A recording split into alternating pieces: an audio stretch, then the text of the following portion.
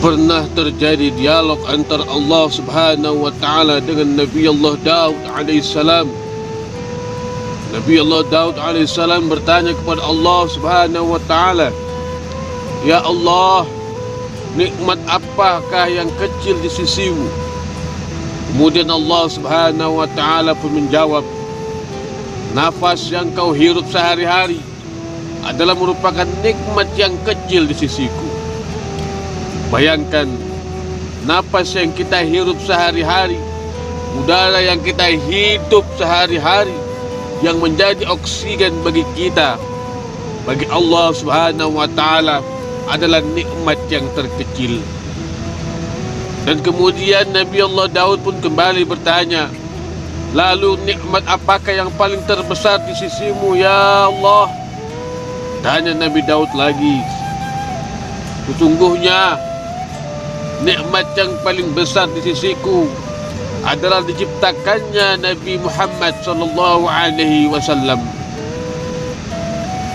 Tidak heran di dalam ayat Qudsi Allah Subhanahu wa taala berfirman, laulaka ya Muhammad lama khalaqtul aflak." Jika bukan karena engkau wahai Muhammad, tidak akan aku ciptakan alam semesta ini. Ketahuilah wahai jamaah, kelahiran baginda Nabi besar Muhammad sallallahu alaihi wasallam adalah merupakan anugerah dan kado terindah bagi umat manusia yang wajib kita syukuri. Kita tidak akan pernah mengetahui Islam, kita tidak akan pernah mengetahui iman kepada Allah Subhanahu wa taala, kita tidak akan pernah mengenal yang namanya Idul Fitri, kita tidak akan pernah yang mengenal namanya Idul Adha, kita tidak akan pernah tahu malam Lailatul Qadar, kita tidak akan pernah tahu kemuliaan bulan Ramadan, kita tidak akan pernah tahu kemuliaan lainnya jika tidak diciptakan, jika tidak dilahirkan baginda Nabi besar Muhammad sallallahu alaihi wasallam.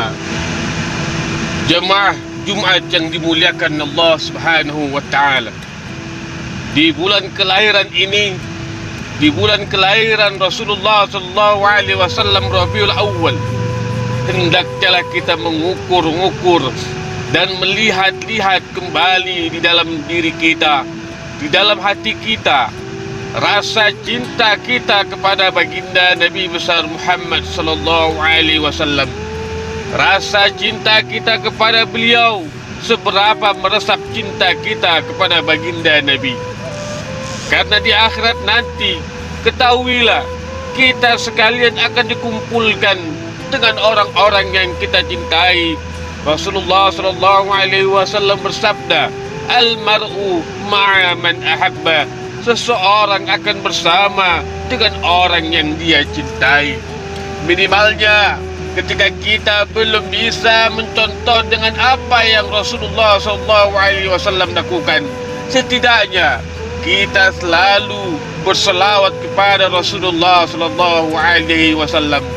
Allah Subhanahu wa taala beserta malaikatnya pun berselawat kepada Rasulullah sallallahu alaihi wasallam. Innallaha wa malaikatahu yusalluna 'alan nabi ya ayyuhalladzina amanu sallu 'alaihi wa sallimu taslima. Apalah lagi kita sebagai hamba Allah Subhanahu wa taala yang penuh dengan kekurangan, yang penuh dengan kemaksiatan, yang saat nanti kita sangat membutuhkan syafaat Rasulullah sallallahu alaihi wasallam, ketika tidak ada syafaat yang sangat agung, yaitu syafaat Rasulullah sallallahu alaihi wasallam. Allahumma salli ala sayyidina Muhammad wa ala ali sayyidina Muhammad. Sidang Jumat rahimakumullah, dikisahkan Rasulullah sallallahu alaihi wasallam sedang jatuh sakit agak lama, sehingga kondisi beliau sangat lemah. Suatu hari Rasulullah sallallahu alaihi wasallam meminta Bilal untuk memanggil semua sahabat-sahabatnya untuk datang ke masjid. Dan kemudian tidak lama penuhlah masjid dengan para sahabat. Semuanya merasa rindu setelah agak lama tidak mendapatkan tausiah dari Rasulullah sallallahu alaihi wasallam. Dan kemudian baginda Nabi besar Muhammad sallallahu alaihi wasallam pun duduk dengan lemah di atas mimbar. Wajah terlihat sangat pucat, menahan rasa sakit yang sedang diderita Rasulullah sallallahu alaihi wasallam. Kemudian Rasulullah sallallahu alaihi wasallam pun bertanya kepada para sahabatnya, "Wahai sahabat-sahabatku, apakah telah aku sampaikan kepada kalian semua bahwa sesungguhnya Allah subhanahu wa ta'ala itu adalah satu-satunya Rabb yang layak disembah?" Semua sahabat menjawab dengan suara bersemangat, "Benar wahai Rasulullah, engkau telah menyampaikan kepada kami bahwasanya sesungguhnya Allah subhanahu wa ta'ala adalah satu-satunya Rabb yang layak disembah." Akhirnya pun sampailah kepada satu pertanyaan yang menjadikan para sahabat sedih dan terharu. Rasulullah SAW pun bersabda, "Sesungguhnya aku akan pergi menemui Allah, dan sebelum aku pergi, aku ingin menyelesaikan segala urusan dengan manusia. Maka aku ingin bertanya kepada kalian semua, adakah aku berhutang kepada kalian? Aku ingin menyelesaikan hutang tersebut, karena aku tidak mau bertemu dengan Allah subhanahu wa ta'ala dalam keadaan berhutang dengan manusia." Mendengar itu, semua sahabat berdiam. Di dalam hati mereka masing-masing berkata, "Mana ada Rasulullah sallallahu alaihi wasallam berhutang dengan kita. Bahkan sebaliknya, kamilah yang banyak hutang kepada Rasulullah sallallahu alaihi wasallam." Kemudian Rasulullah sallallahu alaihi wasallam pun mengulang pertanyaan yang sama sebanyak 3 kali. Di dalam keheningan para sahabat, tiba-tiba bangun seorang laki-laki yang bernama Ukasyah, seorang sahabat mantan preman sebelum masuk Islam. Dan berkatalah Ukasyah, "Ya Rasulullah, aku ingin sampaikan masalah ini. Seandainya ini dianggap hutang, maka aku minta engkau selesaikan saat ini juga. Seandainya bukan hutang, maka tidak perlulah engkau berbuat apa-apa ya Rasulullah." Kemudian Rasulullah SAW pun berkata, "Wahai Ukasyah, sampaikanlah apa yang ingin kau sampaikan." Kemudian Ukasyah pun mulai bercerita, "Ya Rasulullah, aku masih ingat ketika perang Uhud dahulu. Satu ketika engkau menunggang kuda, lalu engkau pukulkan cambuk ke belakang kuda, tetapi cambuk tersebut tidak kena kuda, bahkan justru terkena dadaku." Mendengar itu, Rasulullah SAW pun berkata, "Sesungguhnya itu adalah hutang wahai Ukasyah. Kalau dulu aku pukul engkau, maka hari ini aku akan terima hal yang sama." Dengan suara yang agak tinggi, Ukasyah berkata, "Kalau begitu aku ingin segera melakukannya ya Rasulullah." Ukasyah seakan-akan tidak merasa bersalah mengatakan demikian. Sedangkan ketika itu seluruh sahabat menjadi marah, berteriak kepada Ukasyah, "Ya Ukasyah, sungguh engkau tidak berperasaan. Bukankah baginda Nabi sedang sakit?" Akan tetapi Ukasyah tidak menghiraukan semua itu. Kemudian Rasulullah SAW pun meminta Bilal mengambil cambuk di rumah anaknya Fatimah. Bilal meminta cambuk kepada Fatimah, dan kemudian Fatimah pun bertanya, "Wahai Bilal, untuk apa Rasulullah SAW meminta cambuk ini?" Bilal pun menjawab dengan nada sedih, "Cambuk ini akan digunakan Ukasyah untuk memukul Rasulullah SAW." Mendengar itu, Fatimah menangis dan kaget dan berkata, "Kenapa Ukasyah hendak memukul ayahku? Ayahku sedang sakit." Kalau mau pukul-pukullah aku anaknya. Bilal pun menjawab, sesungguhnya ini adalah urusan antara mereka berdua. Bilal pun kemudian membawa cambuk itu ke masjid dan kemudian diberikan kepada Ukasha.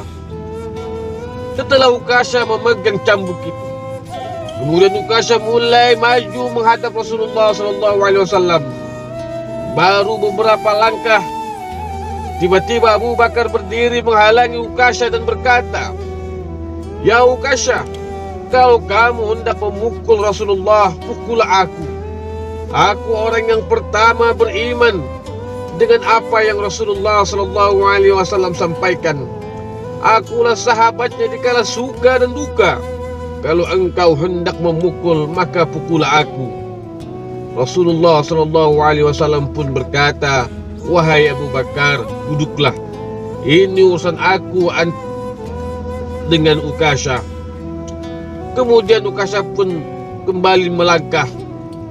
Baru beberapa langkah kemudian Umar berdiri menghalangi Ukasha dan berkata, "Ya Ukasha, engkau mau memukul Rasulullah, pukul aku.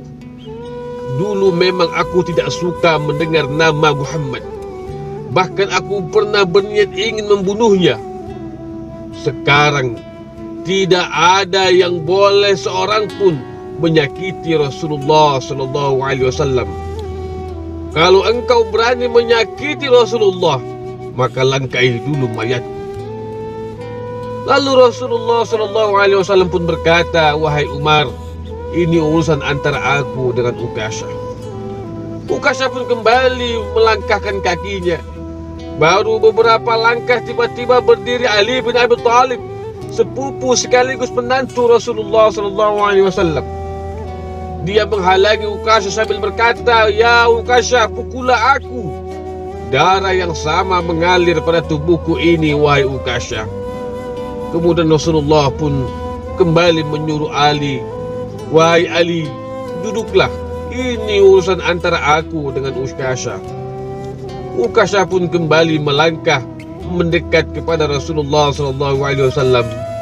Baru beberapa langkah tiba-tiba tanpa disangka, bangkitlah kedua cucu kesayangan Rasulullah SAW, yaitu Hasan dan Husain. Mereka berdua memegangi tangan Ukasha sambil memohon, "Wahai paman, pukullah kami paman. Kakek kami sedang sakit. Pukul kami saja wahai paman. Sesungguhnya kami ini cucu kesayangan Rasulullah. Ketahuilah, dengan engkau memukul kami, sesungguhnya itu sama dengan menyakiti kakek kami wahai paman." Kemudian Rasulullah SAW pun berkata, "Wahai cucu-cucu kesayanganku, duduklah kalian. Ini urusan kakek dengan paman Ukasha." Begitu sampai di tangga mimbar, Ukasha pun kembali berkata dengan lantang, "Ya Rasulullah, bagaimana aku mau memukul engkau? Engkau duduk di atas dan aku di bawah. Kalau engkau mau aku pukul, maka turunlah ke bawah sini." Rasulullah SAW pun segera meminta sahabat yang lainnya untuk memapah, menggotong ke bawah berdekat dengan Ukasha. Dan ini pun semakin membuat para sahabat geram dan marah dengan sikap dan tindakan Ukasha. Kemudian Ukasha pun kembali berkata, "Ya Rasulullah, dulu waktu engkau memukul aku tidak memakai baju ya Rasulullah. Dan saat ini pun aku juga ingin engkau tidak memakai baju ya Rasulullah." Tanpa berlama-lama, Rasulullah SAW pun membuka bajunya.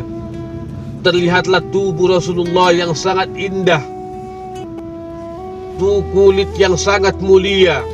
Kemudian Ukasha pun tiba-tiba langsung berlari menuju Rasulullah SAW. Cambuk yang ada di tangannya dibuang jauh-jauh. Kemudian ia peluk tubuh Rasulullah SAW serat-eratnya sambil menangis sejadi-sejadinya. Dan Ukasha pun berkata, "Ya Rasulullah, ampuni aku. maafkan aku.